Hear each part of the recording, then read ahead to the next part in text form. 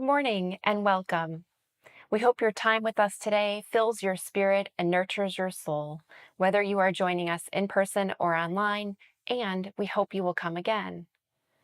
If you have young people in your life and are interested in learning more about our religious education program, or learn more about how you can become more active in our faith community, please fill out a visitor form at the welcome table or on our website at www.unitytemple.org. We would love to help you make connections leading to more meaningful experiences.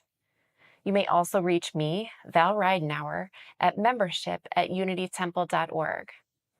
I am happy to meet with you in person, on Zoom, or by phone. Thank you for joining us. We are delighted you are here and hope you will come again.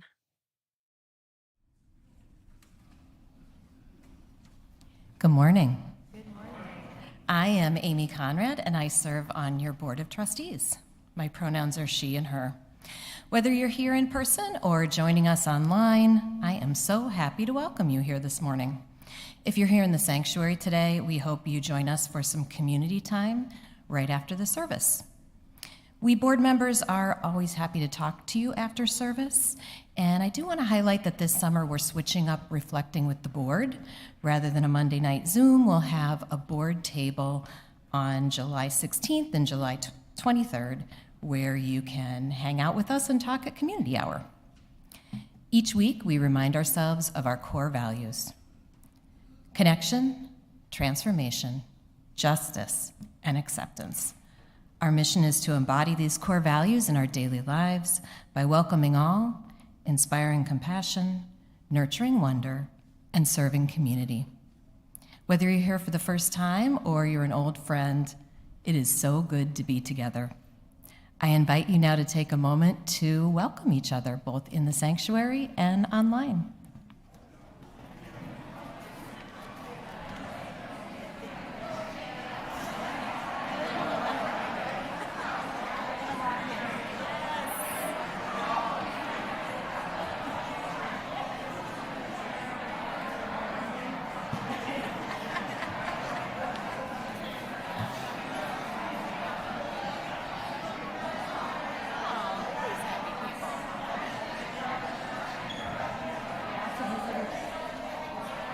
Nice.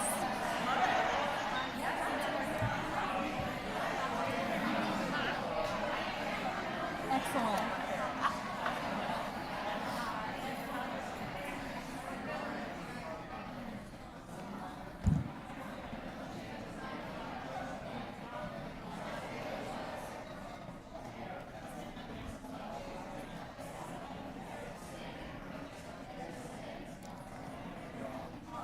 Our chalice lighter this morning is Ella.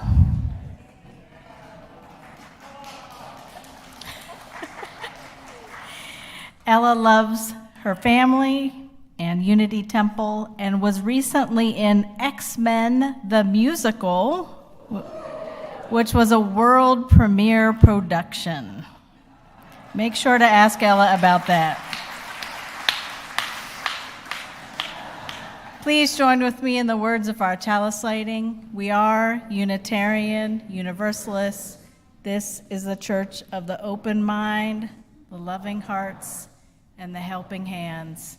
We take care of the planet Earth and each other.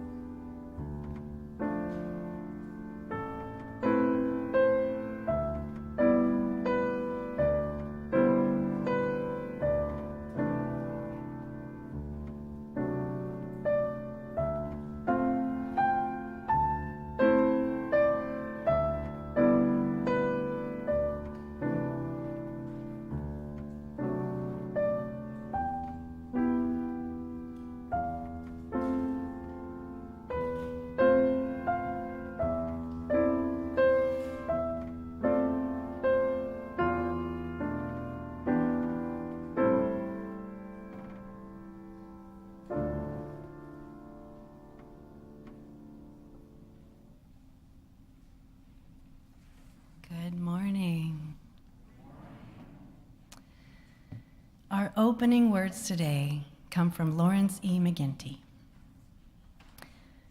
To this house we come bringing our boldest dreams, seeking here the inspiration and strength to make them be.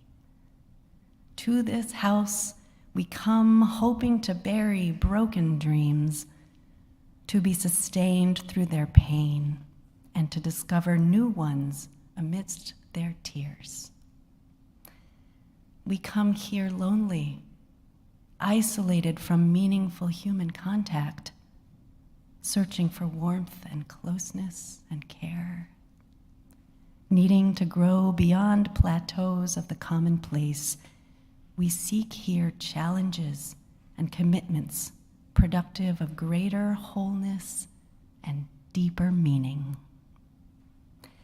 We come intense and constructed, hoping for encouragement to shed our pretenses and to be ourselves. Filled with despair and self-doubt, we seek affirmations prodding us to say yes to ourselves and to life. Somehow, always putting happiness ahead of ourselves, we enter this place trusting that what happens here will enable us to make and to accept a little bit of it now, today. Strange place, this house. Here we cry, sing, laugh, hurt, dance, touch, survive, celebrate, grow, search, doubt, hope, rejoice, pray, trust, care, learn, think, wonder, be, become. Yes, this morning, to this house we come.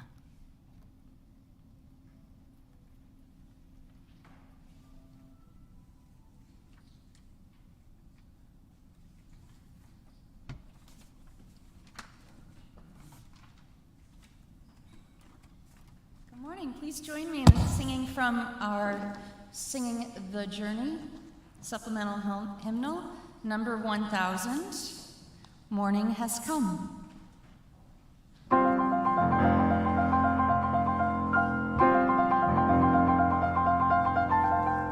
Morning has come, arise and greet the day.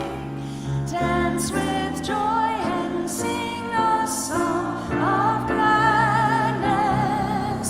The light of hope it shines upon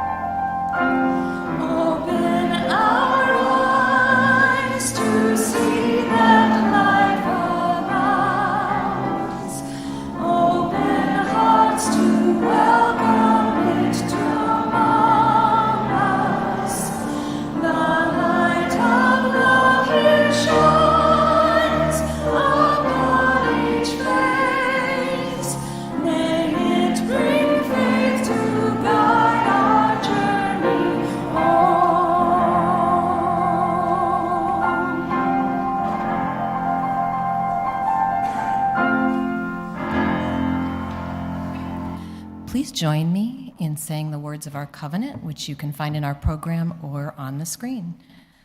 Love is the doctrine of this congregation. The quest for truth is its sacrament, and service is its prayer. To dwell together in peace, to seek knowledge in freedom, to serve humanity in fellowship, to the ends that all souls shall grow into harmony with the divine. Thus do we covenant with each other and with God.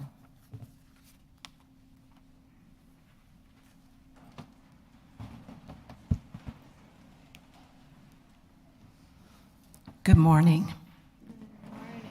I'm Diana Coates, and I'm a member of our spiritual care team, a team that is available to you at any time during difficult times and joyful times. We have the Blue Hearts. It's the time in our service when we share our joys and sorrows, significant milestones, personal losses, or celebrations. Sharing these joys and sorrows is one way that we embody love, and love is the doctrine of this congregation. For those who attend in person and before the service starts, you may share your joys and sorrows with someone, from our team in the lobby or by the name tag station. For those of you online, you may enter your joys and sorrows now. You may email your joys and sorrows at any time to joysandsorrows@unitytemple.org, and always include your name.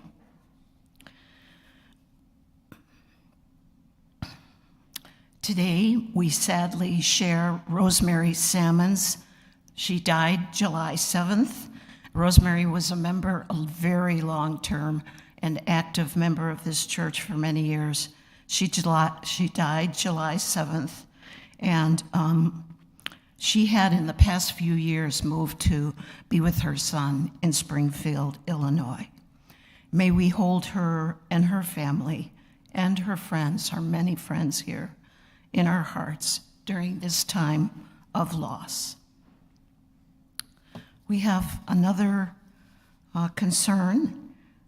John Ginsky I mispronounced it. I had a little note here not to mispronounce it, but of course I did. Uncle of member Sarah Burden. He was placed in a medically induced coma last night. Please send your love and your light to him and his wife, Hilda, during this difficult time. Our sanctuary is filled with unspoken joys and sorrows. I invite anyone who has a joy or a sorrow on their heart to come forward and drop a stone in the bowl of water. The bowl represents the container we create, and the water is our community. If you wish to participate in this meaningful ritual, come up on the sides and return down the center. And we ask that you come forward, not wait back there so that it expedites the ritual. We will sing Spirit of Life, which is in your program or on the screen.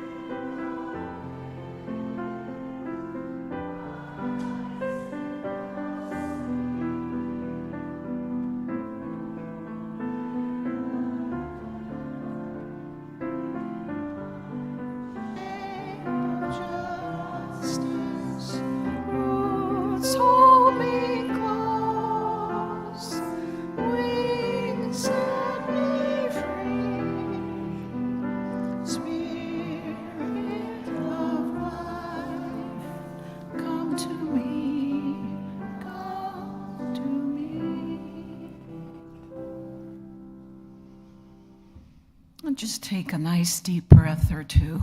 Just feel your body. Feel your body in the pew. Feel the support. Feel the support of all of us here today. As we come together this morning, we have much to celebrate.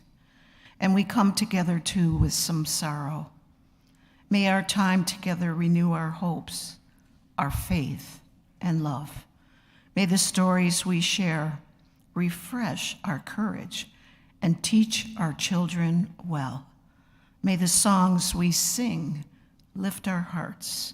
May the touch of hands, the sound of laughter, seeing new and familiar faces restore us in faith. From Calvin O'Dame. Blessed be.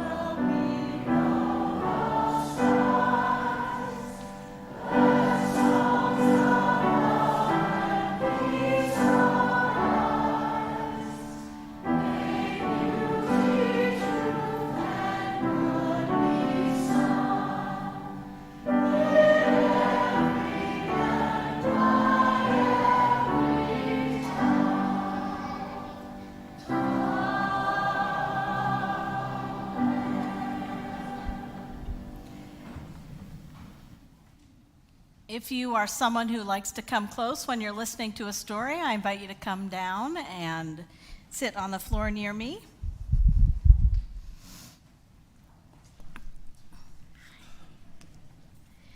I have a book today called After the Fall, How Humpty Dumpty Got Back Up Again. It's by Dan Santot.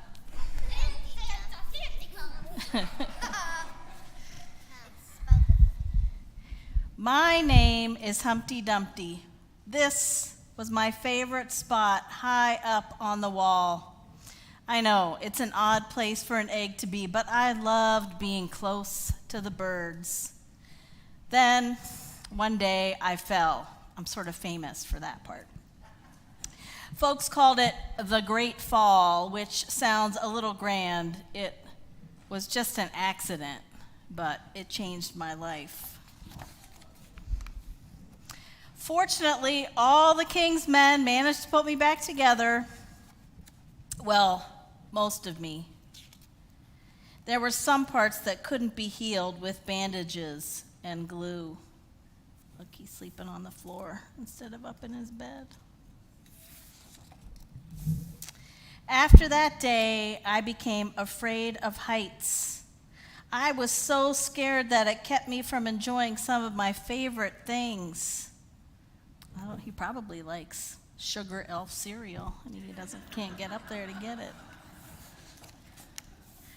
I walked past the wall every day, and I would think about climbing that ladder again. I really missed the birds and being high above the city, but I could never do it because I knew that accidents can happen. I eventually settled for watching the birds from the ground. It wasn't the same, but it was better than nothing. Then one day, an idea flew by. A paper airplane. Making planes was harder than I thought. It was easy to get cuts and scratches, but day after day, I kept trying and trying until I got it just right. Yeah, that's pretty good. My plane was perfect, and it flew like nothing could stop it. I hadn't felt that happy in a long time. It wasn't the same as being up in the sky with the birds, but it was close enough. Unfortunately, accidents happen. They always do. I almost walked away again. But then I thought about all the time I'd spent working on my plane and all the other things I'd missed. I decided I was going to climb that wall. But the higher I got, the more nervous I felt. I didn't want to admit it. I was terrified. I didn't look up. I didn't look down. I just kept climbing one step at a time until I was no longer afraid. Maybe now you won't think of me as that egg who was famous for falling. Hopefully you'll remember me as the egg who got back up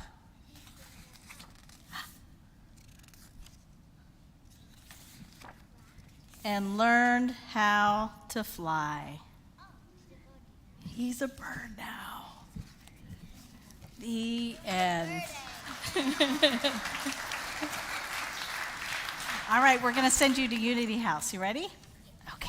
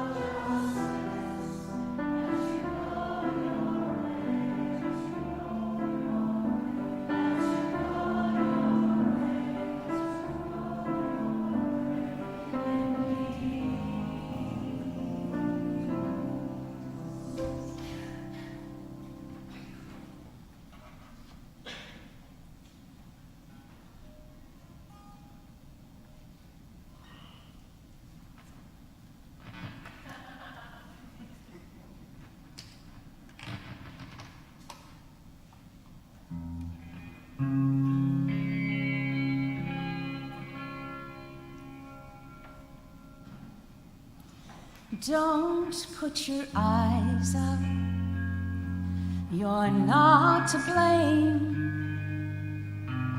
I know there are stories you can't explain. If I should find you black and blue and aching from crying, I'll wait with you. Grow, grow, grow, grow, so you know it all, then it's gone. Grow, you know it, I'm holding on. Tying up your loose ends and joy, drifted a steam. Grow, grow, you'll never know, you'll never know. Grow, grow, grow. I left you a white page by the door. There's no need to ask me what it's for. I wait by the front step for your return and hear every story of what you've learned. Oh, so you know it all and then it's gone. Grow, grow, you know I'm here holding on. Tying up your loose ends and joy, drifted a steam. Grow, grow, you'll never try, you'll never know.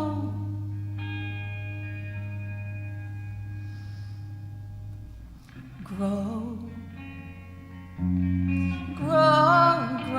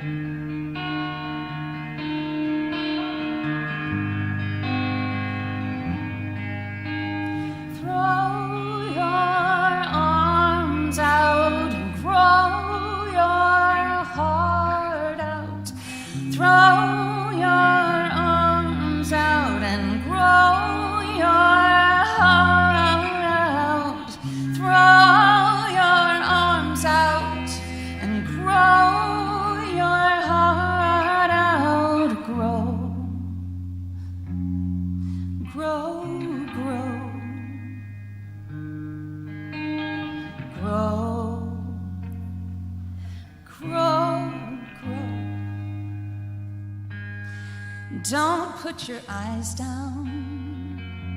You're not to blame.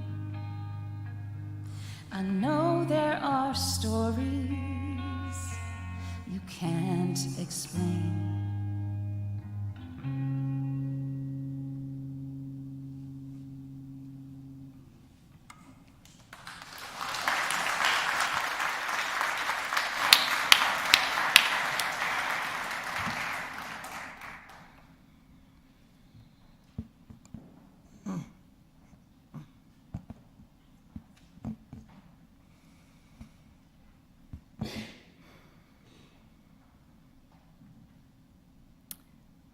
Today, I would like to take a deep dive into our identities.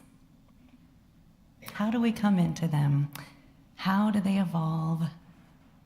How do we decide on them, and how do they change? Sometimes it's situational. We're born into a family situation, or we find ourselves in a professional situation, and we rise to the occasion. Maybe the older sibling becomes slightly parentified and takes on a role of wise helper, or maybe a job can become part of our identity. I think it's worth asking how much of these identities are of our own making and how much are from external or cultural pressures. It's likely a mixture of both, right? Taking the ways we interact with the world and assigning our own meaning-making or identities to it. If we get to make these decisions about our own identities, at least to some extent, at what point do we decide whether these roles are serving us well or whether we need to re-examine our relationship to them? We may have a lot invested in these roles. So I'm curious about the roles you have in your life. Do you consider yourself a caretaker, a supporter, a provider, a thought leader, a spouse or other partner? You probably have multiple roles with many different labels. Martha Kappe, author and therapist, says, "I think of a label as something that you choose for yourself to give other people a shorthand to make assumptions about you that you can tolerate."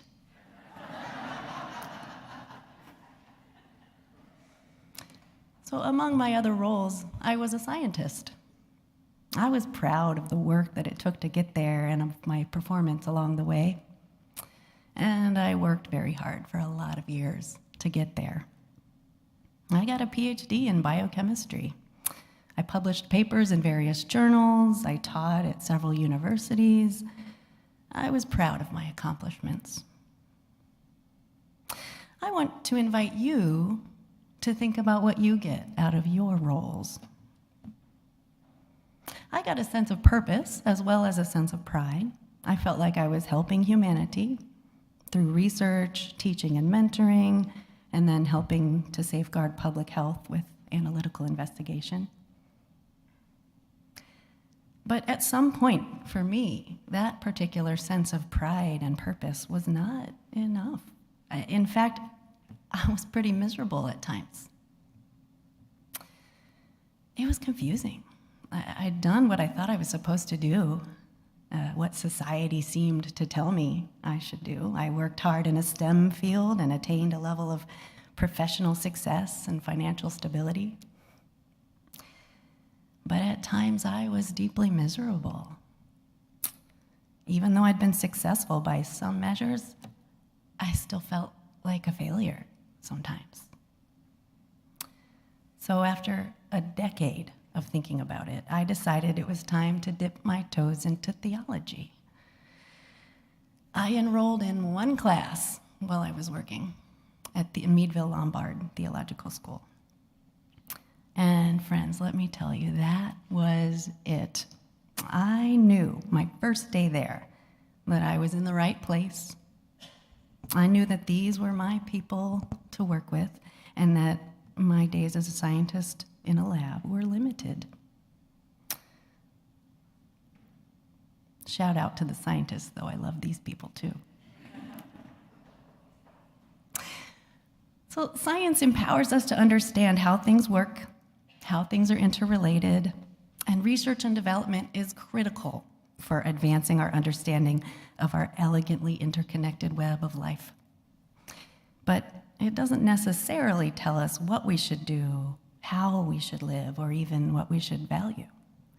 And I realized that I needed to touch hearts and souls. Science, at least the ways I'd moved in it, just didn't really allow me to do that in a way that felt really authentic. But leaving the laboratory meant changing a large part of my internalized identity. Identity that I had put years of my life and at least some of my ego into. So moving forward meant changing my identity, at least in some ways. Not just how I relate to the rest of the world, but how I fundamentally saw myself. This quote from Pema Chodron's When Things Fall Apart captures that profound shift for me. Only to the extent that we expose ourselves over and over to annihilation can that which is indestructible in us be found.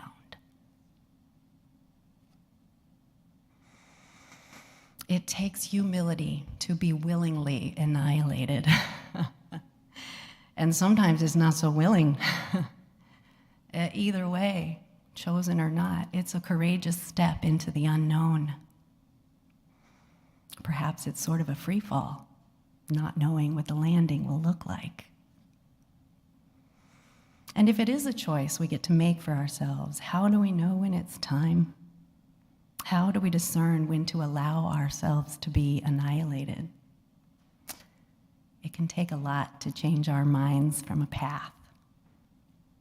It took me over a decade for this one because, truth be told, I knew right after I got that first graduate degree that this was a thing that I wanted.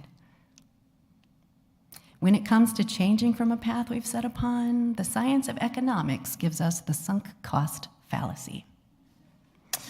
For those who don't know, the sunk cost fallacy is this idea that once a certain amount of investment has been put into something, the cost, it should be seen through so that the cost could have been worth it.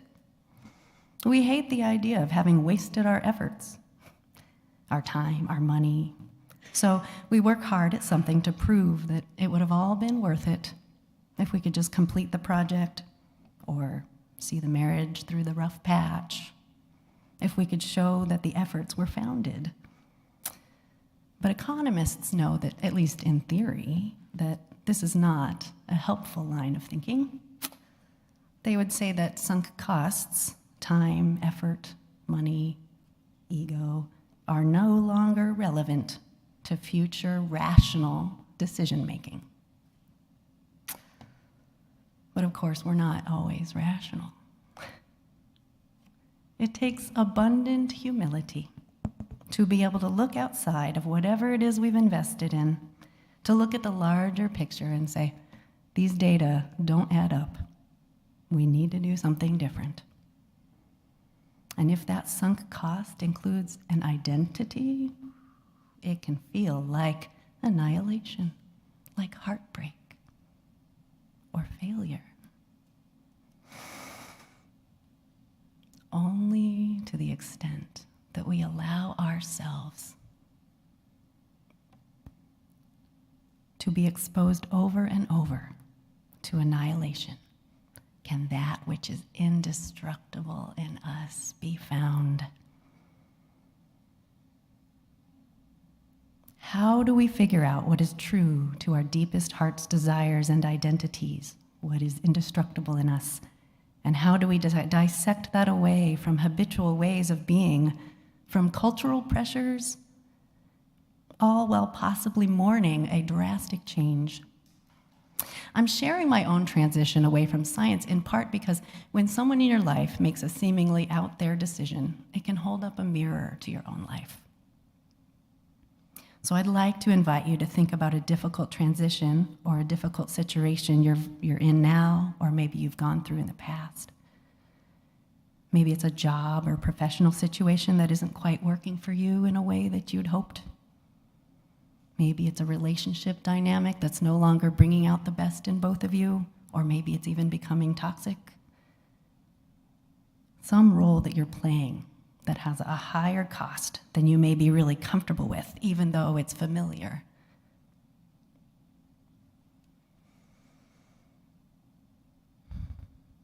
I believe there is wisdom in the saying, bloom where you're planted, but how do you know when it's time to repot?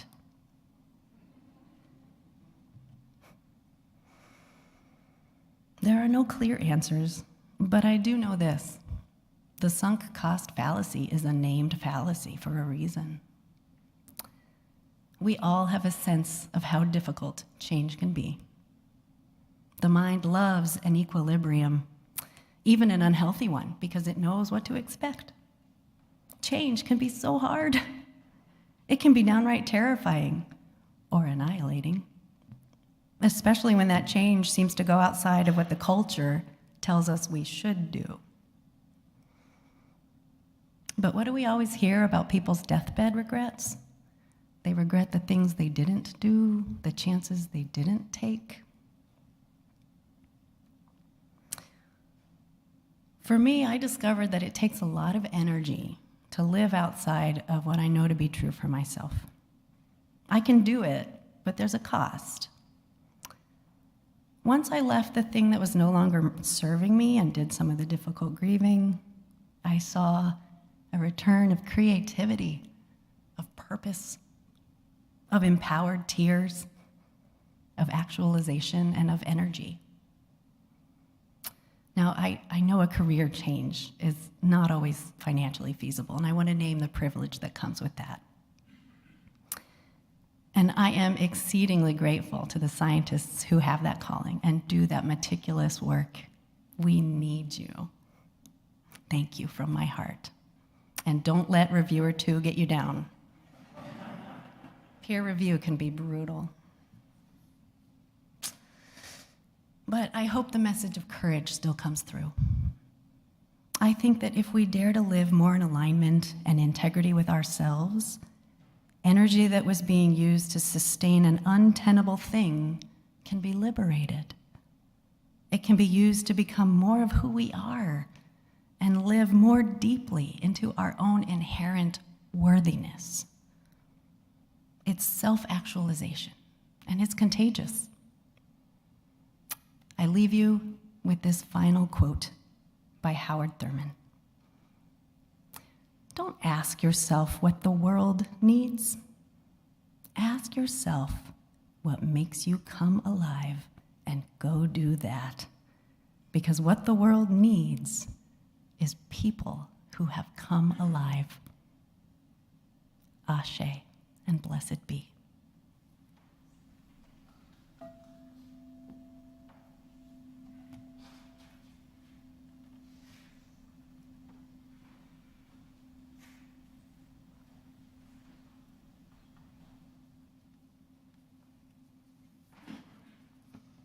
What a terrific sermon.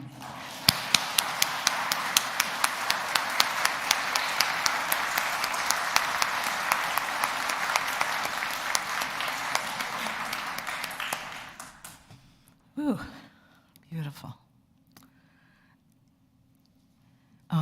We have every week, each week, Unity Temple shares our Sunday offerings with an organization that aligns with our Unitarian Universal values. And we have baskets at the back of every pew. We can start to pass those. Today's shared plate supports Unity Temple's Faith in Action Network, a web of teams made up of members whose work is grounded in our belief that love is the doctrine of this congregation and service is its prayer. Our teams serve by working with community partners in areas that range from immigration justice, eco-justice, LGBTQ plus community partners, and reproductive rights, justice to prison ministry, gun violence prevention, and advocacy. As just a handful of examples of what our teams do, last year, team members encouraged our UU community to fill out witness slips that supported the successful passage of an assault weapons ban in Illinois, sponsored a prison ministry even here in UT, which 2 people from Illinois Prison Project spoke about their experiences in prison, supported asylum seekers arriving in Chicago from Texas, and organized participation in a Vote Love initiative that resulted in 600 postcards to Wisconsin voters. That's pretty darn amazing in my book. You may donate online at unitytemple.org or by using the camera on your phone, and baskets are being passed, or mailing a check to the Unity Temple office with Faith in Action Network on the memo line. Please note that your check or online donation must be received no later than Friday following the service to support Faith in Action Network. Please help us to continue to make our service our prayer, and may what you give bring you joy.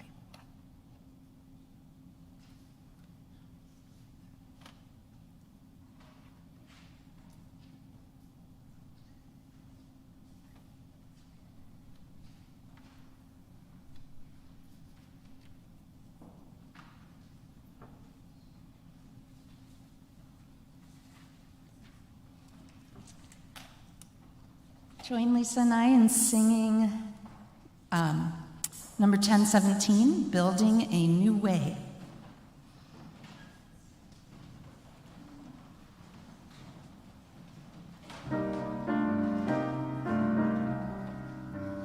We are building a new way. We are building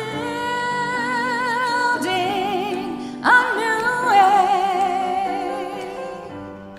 We are building a new way, feeling stronger every day. We are building a new way. We are working to be free. We are working to be free.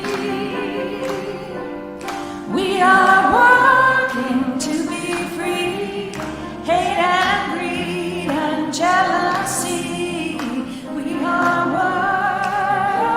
working to be free. We can feed our every need.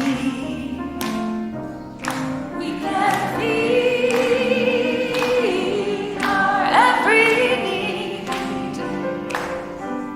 Start with love, that is the seed. We can feed. We can feed our every need. Peace and freedom is our guide. If you want to clap along. Peace and freedom is our cry. Peace and freedom is our cry. Without these, this world will die. Peace and freedom is our cry.